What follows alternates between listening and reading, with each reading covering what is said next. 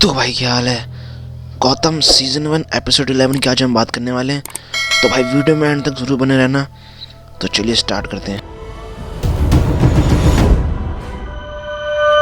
Episode 11 की starting में हमें दिखाया जाता है आर्कम का असाइलम, जहाँ पे जिम गॉर्डन की पोस्टिंग हो गई है। जैसे कि आपको पता है कि जिम गॉर्डन ने अपने रिजाइन दे दिया है और वो अब वहाँ पे एज ए गार्ड ड्यूटी करता है असाइलम में। हमें दिखाया जाता है असाइलम में एक प्ले हो रहा होता है, जहाँ पे सारे कैदी एक प्ले कर रहे होते हैं और कुछ ऑडियंस की तरह देख रहे होते हैं, जिसमें वहाँ पे जिम भी होता है। तो भाई अचानक से एक बंदा ऑडियंस में से उठ के जाता है और एक बंदे को मारने लगता है जो प्ले कर रहा होता है, पर उसको जिम आके रोकता है और उसको बेहोश कर देता है। नेक्स्ट सीन में हमें दिखाया जाता है जेरी लैंग को, जो कि इस पूरे असाइलम का डीन होता है। वो जिम से कहता है कि जो कुछ भी हुआ इस सब की रिस्पॉन्सिबिलिटी तुम्हारी थी, तुम वहाँ के गार्ड थे, तुम्हें रोकना चाहिए था, पर तुमने ऐसा क्यों नहीं किया। जिम कहता है कि इसको मेडिकल की ज़रूरत है, इसको एक डॉक्टर की ज़रूरत है। वो वहाँ पे जो नर्स होती है जिसका नाम डोरोथी डंकन होता है, वो कहती है कि सर हाँ, हमें एक डॉक्टर की ज़रूरत है। और वो कहता है ठीक है, मैं एक डॉक्टर असाइन कर देता हूँ, पर आगे से ऐसी गलती नहीं होनी चाहिए। नेक्स्ट सीन में जो बंदे ने ये सब करा है और जिसको मारा है, वो दोनों ही ट्रीटमेंट की उनको ज़रूरत होती है। तो जैसे कि डॉक्टर लैंग ने कहा है कि मैं डॉक्टर असाइन करता हूँ। नेक्स्ट सीन में दिखाया जाता है जिम मिलता है डॉक्टर लेस्ली थॉम्किन से, जो एक डॉक्टर होती है। वो बताती है कि इस बंदे को किसी ने इलेक्ट्रिक शॉक दिया है, कोई इलेक्ट्रिसिटी से इसका दिमाग कंट्रोल करना चाहता है। अब हमको सेलिना को दिखाया जाता है। सेलिना को एक स्ट्रीट पर आईवी मिलती है। अभी आईवी कौन है मैं आपको बता देता हूँ दोस्तों। आईवी वो है जो आपने एपिसोड 1 में देखा होगा, मारियो पेपर नाम का बंदा होता है जिसके घर से मार्था वेन का नेकलेस मिलता है और उसको जिम और हार्वी पकड़ने जाते हैं, पर वो एनकाउंटर में मारा जाता है। ये दोस्तों उसकी लड़की है और अब जो उसके मदर फादर दोनों ही नहीं रहे, तो इसलिए अब वो होमलेस हो चुकी है। इसलिए सेलिना उसकी मदद करती है और उसको वहाँ से उठाकर बारबरा और जिम के घर पे ले जाती है। वो घर खाली होता है, इसलिए वो उस घर में चुपचाप घुस जाती है। अब नेक्स्ट सीन में हमें दिखाया जाता है पेंगुइन को। अब जैसे कि आपको पता है पेंगुइन डॉन मरूनी के लिए काम करता है, तो वहाँ पे जो वो मछुआरे होते हैं वो उनका टैक्स बढ़ाने के लिए जाता है। अगर अपनी शॉर्ट भाषा में बोले तो वो उनसे हफ्ता का जो होता है वसूली करने का, वो उसको इंक्रीज़ करने जाता है। जब वो मछुआरे कहते हैं कि हमारी पहले से बात हो रखी है डॉन मरूनी से, तो हम तुम्हें बढ़ा के पैसे क्यों दें।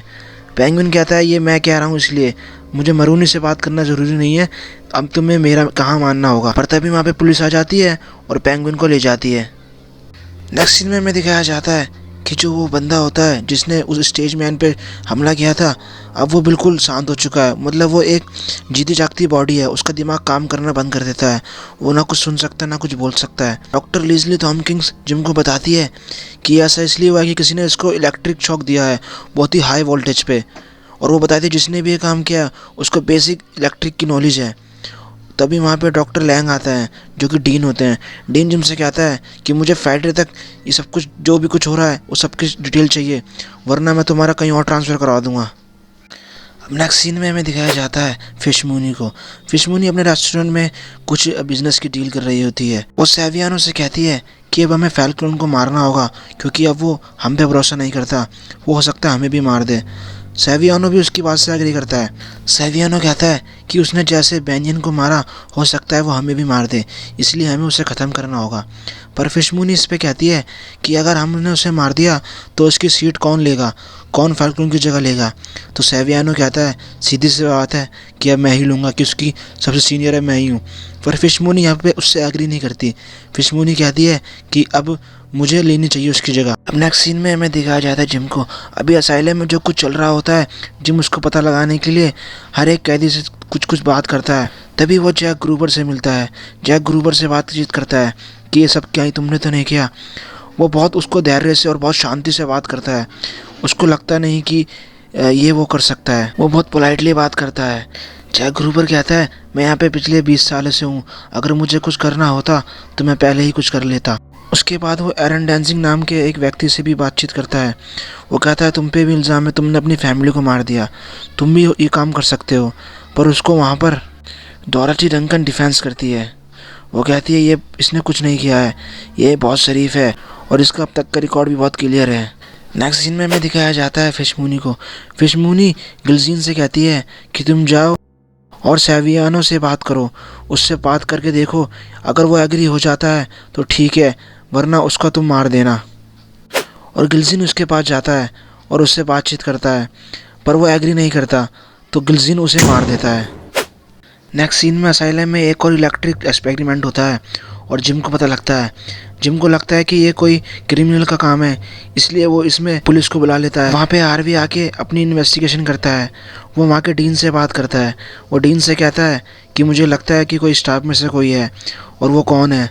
तो डीन उसको बताता है कि सबसे पुराना यहाँ पे ड्रॉन टी डंकन है, जो कि नर्स है, पर वो ऐसा नहीं कर सकती। हार्वी को डंकन पर शक हो जाता है, इसलिए वो डीन से उसके बारे में और जानकारी इकट्ठा करता है। अब नेक्स्ट सीन में जिम डंकन के साथ एक बेसमेंट में जा रहा होता है, जहाँ पे डॉक्टर थॉम्किंस भी होती है। पर वो डंकन समझ जाती है कि अब मैं फंसने वाली हूँ, तो इसलिए वो वहाँ से डॉक्टर थॉम्किन को धक्का देकर भाग जाती है और सारे जो कैदी होते हैं असाइलम में, उन सबको रिलीज़ कर देती है। अब सारे कैदी जो हैं वो आज़ाद हो जाते हैं, इसलिए वो सबको मारने लगते हैं और वो डीन को भी मार देते हैं। और जब तक जिम डीन के पास पहुँचता है, डीन कहता है ग्रूवर, और उसके बाद वो मर जाता है। और जिम को डीन के हाथ में एक लेटर मिलता है जो ग्रूवर ने लिखा होता है, जिसमें लिखा होता है कि मैं यहाँ पे बस अपने इलेक्ट्रिसिटी की जो स्किल है उसकी प्रैक्टिस कर रहा था, अब मैं उसमें सक्सेस हो चुका हूँ और अब आगे मुझे और बहुत कुछ बड़ा करना है, इसलिए मैं यहाँ से जा रहा हूँ, तुमसे दोबारा मुलाकात होगी जिम। अब जिम को ये पढ़ के समझ जाता है कि ये सब ग्रूवर ने ही किया है और वो एक बहुत बड़ा काम करने वाला है। नेक्स्ट सीन में हमें दिखाया जाता है पेंगुइन को। पेंगुइन जैसे कि आपको पता है वो जेल में है। अब यहाँ पे डॉन मरोनी आता है उसको बचाने के लिए, पर डॉन मरोनी उसको कहता है कि तुमने मुझसे बिना पूछे रेट्स क्यों बढ़ाए, वो भी मछुआरों के, जो कि डेली अपनी जो है जान की बाजी समुद्र में कूद के लगाते हैं। तुमने मुझसे बिना पूछे उनके टैक्स क्यों बढ़ाए। उसके लिए अपोलोजाइज मांगता है पेंगुइन और कहता है सर मैं आगे से ऐसे नहीं करूँगा। इसलिए डॉन मरोनी उसको कहता है ये तुम्हारी सज़ा है, आगे से ध्यान रखना, और डॉन मरोनी उसको वहाँ से छुड़ा के ले जाता है। फिर हमें दिखाया जाता है दूसरी तरफ कि बारबरा और मोंटाया अब एक दूसरे से ब्रेकअप करना चाहती है। मोंटाया कहती है तुम्हें वापस जिम के पास जाना चाहिए, मैं तुम्हारे साथ अब ज़्यादा दिन नहीं रह सकती। मोंटाया बारबरा से ब्रेकअप कर लेती है। फिर बारबरा जो है जिम को कांटेक्ट करने की कोशिश करती है, उसके लैंडलाइन नंबर पे फ़ोन करती है, पर वहाँ पे जो आईवी फ़ोन उठाती है वो कहती है कि तुम कौन हो। अब दूसरी तरफ लड़की की आवाज़ सुनकर बारबरा थोड़ा अनकम्फर्टेबल फील करती है। उसको लगता है कि ये कोई दूसरी लड़की है जो जिम के साथ रह रही है, और वहाँ पे वो छोटी बच्ची कुछ इस तरह से बातें करती हैं जिससे सामने वालों को लगे कि कोई मैच्योर लेडीज़ बात कर रही है, जिससे बारबरा जालिस होकर फ़ोन तोड़ देती है। दोस्तों यहीं पे एपिसोड ख़त्म होता है। तो भाइयों अगर आपको ये वीडियो अच्छा लगता है तो उसको लाइक करिए और अपने दोस्तों के साथ शेयर कीजिए दोस्तों, क्योंकि मैं आपके लिए इस तरह की ऐसी वीडियोस लाते रहता हूँ। तब तक के लिए बाय।